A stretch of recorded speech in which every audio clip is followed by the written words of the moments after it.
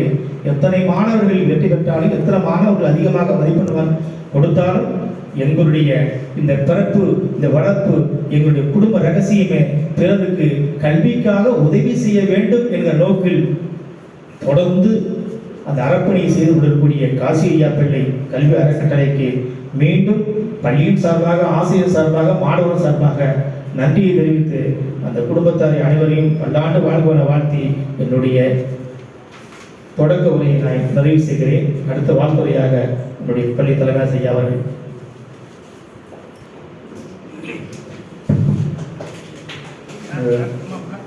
நல்லதொரு சிறப்பான நிகழ்வுக்கு வருகை புரிந்துள்ள ஆசிரியருக்கும் அன்பு மாணவ மாணவிக்கும் காசி ஐயா குடும்பத்திற்கும் பள்ளியின் சார்பாகவும் என் சார்பாகவும் முதலில் நன்றியையும் பாராட்டுகளையும் தெரிவித்துக் கொள்கிறேன்.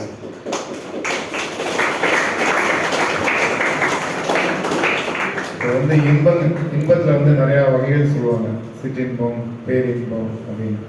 ஸோ அந்த இன்பத்திலெல்லாம் முதன்மையானது எதுன்னு கேட்டிங்கன்னா, கொடுக்கும்போது ஒரு இன்பம் வரும். அடுத்தவங்களுக்கு கொடுக்கும்போது ஒரு இன்பம் ஏற்படும். அது கொடுக்குறவங்களுக்கு தான் தெரியும் எவ்வளோ பெரிய சந்தோஷத்தை கொடுக்குன்னு சொல்லிட்டு. அந்த கொடுப்பதில் உள்ள சந்தோஷம் எதுலேயுமே இல்லைன்னு சொல்லுவாங்க. இப்போ மகாபாரதத்தில் எடுத்துட்டோம்னா, கர்ணனை கூட கொடுக்கறதுக்கு ஆளே கிடையாது.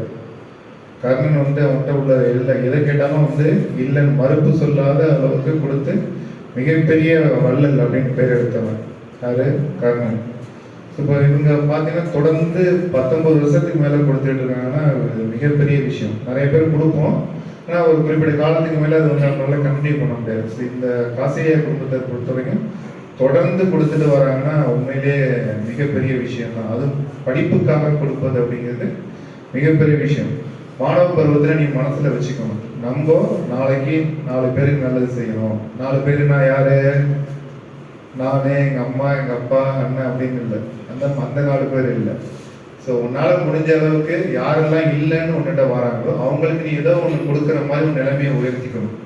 அது உயர்த்துறதுன்னா படிப்பு தான். படிப்பு மூலியமாக தான் அதை உயர்த்திக்க முடியும். ஸோ இந்த வயசில் இப்போ உனக்கு கிடைக்கக்கூடிய அந்த கல்வியை விட்டுறாமல் நீ பிடிச்சிக்கிட்டீங்கன்னா கண்டிப்பாக நாளைக்கு நிறைய பேருக்கு நல்லது செய்யலாம்.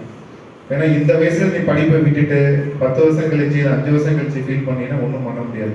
நீ கடைசி வரையும் யாராச்சும் வாங்கிட்டு தான் இருக்க போற. நீ நாளைக்கு நிறைய பேருக்கு கொடுக்கணும், நிறைய நல்லது செய்யணும், உன்னால என்ன முடியுமோ